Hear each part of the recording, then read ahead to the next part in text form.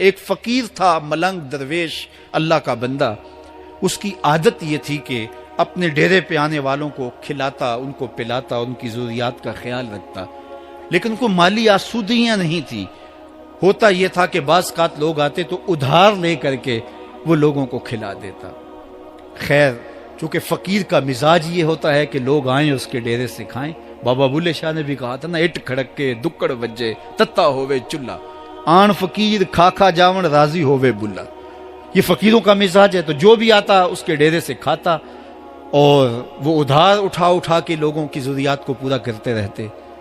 وقت آخر آ گیا، جن لوگوں نے ادھار دیا تھا وہ سارے تقاضا کرنے آ گئے.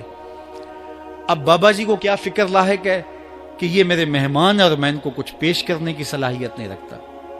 ایک بچہ تھا، وہ کچھ سامان بیچ رہا تھا، پتیسا بیچ رہا تھا یا کوئی اور چیز بیچ رہا تھا.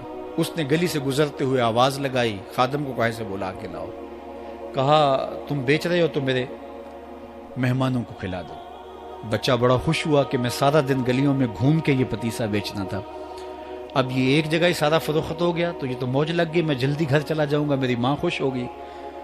تو سارا ان مہمانوں کو کھلا دیا گیا. اور اس کے بعد کہا بابا جی پیسے. کہا تم بیٹھ جاؤ، جب ان کو ملیں گے تو تجھے بھی مل جائیں گے. وہ بیٹھ گیا، 2 4 10 منٹ بیٹھا تو بچہ تھا پھر کھڑا ہو گیا، بابا جی پیسے. کہا جب ان کو ملیں گے تو تجھے بھی مل جائیں گے. پھر آدھا گھنٹہ گزرا تو پھر اس نے کہا بابا جی پیسے، میری ماں میرا انتظار کر رہی ہے، ہمارے گھر کا چولہا اسی سے جلتا ہے، میں یہ پیسے لے کر جاؤں گا اور میری ماں کوئی ہنڈیا خریدے گی اور ہم شام کا گھر کا کوئی سلسلہ کریں گے. کہا بیٹا جب ان کو ملے گا تو تجھے بھی مل جائے گا. بچے نے رونا شروع کر دیا. یتیم بچہ تھا، اس کا سارا آسرا یہی تھا. اس نے رونا شروع کر دیا. جب بچہ رویا اللہ کی رحمت کو جوش آیا. کوئی مرید نذرانہ لے کے ان بزرگوں کے پاس آ گیا اور اشرفیوں کی بھری ہوئی تھیلی پیش کی. وہ اتنے پیسے تھے کہ اس بچے کو بھی دیے، جتنے لوگ آئے تھے سب کا قرض چکایا. کہا جاؤ گھروں کو.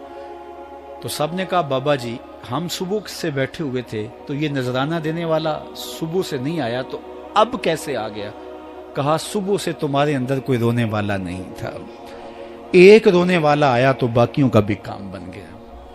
بعض اوقات کسی ایک شخص کی وجہ سے باقیوں کی خطائیں بھی معاف ہوتی ہیں.